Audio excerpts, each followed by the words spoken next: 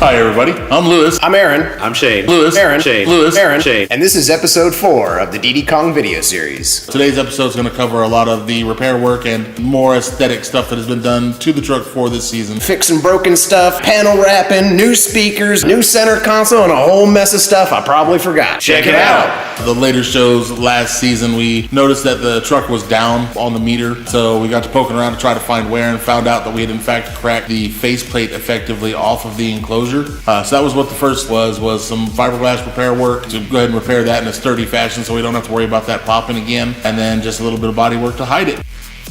We had a lot of people last year that get out of the car, they're like, it's crazy, the floor is like moving all over the place.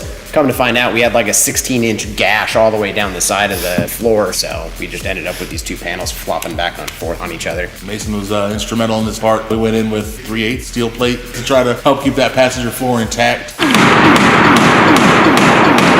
It did the job quite well. In order to fill any of the voids, we used a 2-part epoxy just to backfill everything with, so everything dried completely solid and no one has to worry about their feet dancing around in the floor pan anymore.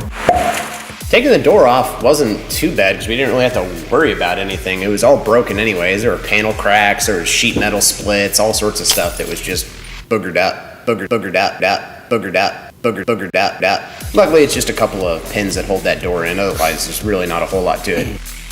So Mason went through, constructed a lattice work of 3/16 steel to reinforce the entire outer skin of the door to tie every single piece together instead of just relying on the factory spot welds. Whenever you do a lot of welding on really thin sheet metal like that, there's always a potential for warpage, and Lewis had to go back in and add a lot of body filler to make it look mostly not banana shaped anymore. Some of the body work got done. Somebody got tired of sanding eventually. And so we called it close enough, but it went from a unique landscape across the door to something that is passable. Once he got all that in, we did 16-pound 2-part foam in every single crevice that could be found in the door, all the way around the window frame, everywhere that it could be. We added around 29 pounds of structural reinforcement, and that was before we added all of the other stuff back on it. So that was just strictly the door itself. Once all the repairs had been done to the passenger door, we needed to go get it rewrapped. So it went back to our friends at Lettering Express to get the wrap redone and make it look super sexy. Just in time for the shows. So this season, instead of the plain black stripper pole that was in there last season, we went ahead and got that powder coated red to match the overall theme of the truck. And that would be the Red Rocket. The beautiful Red Rocket. The center console this year needed some changes. We were going to end up adding switches for all the alternators. Obviously, while we had it apart and adding all the electronics in there, I decided it was time to rewrap that. In the process, the stripper pole for the entirety of the last season had been rubbing up against the back of the center console, which had rubbed quite a large hole in the vinyl. So in the process of rewrapping, we also hacked off the back of it so that we could get it rewrapped and not have any rub issues anymore. Rewrapping the panel's really not overly complicated. It's just a matter of knowing how to work with the material. We use a product called All Sport here. It works really awesome because it stretches in 4 different directions, lengthwise, widthwise, and at the angles, which is really nice. It allows you to do pretty complex shapes like the back of the panel. You can see when we're redoing that center console. The whole back of that, it has the ability to collect quite a bit of material, which will give you a lot of stretch marks in your vinyl.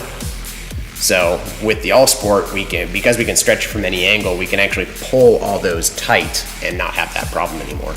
A lot of you guys that got to check out the Kong last year got to see the super fancy window controller that's on the joystick. Going forward this year, we wanted to make sure we added all the switches for the alternator. We also added an electric fan to the vehicle. By adding the electric fan, we were able to put the switch in the center console and add on to all the zesty features that are found within. And through the fabulous powers of Jake the Fabricator, he was able to make the coolest, most zesty looking center console panel I have ever seen. One of the other changes that we wanted to do was we went ahead and pulled out our VOM 6.5. We replaced them with our new VOMN line, resulting in weight savings, a little more power handling, crisper mids and highs. Another thing that also changed this season, Jake came up with a very unique design to inlay in the door panels.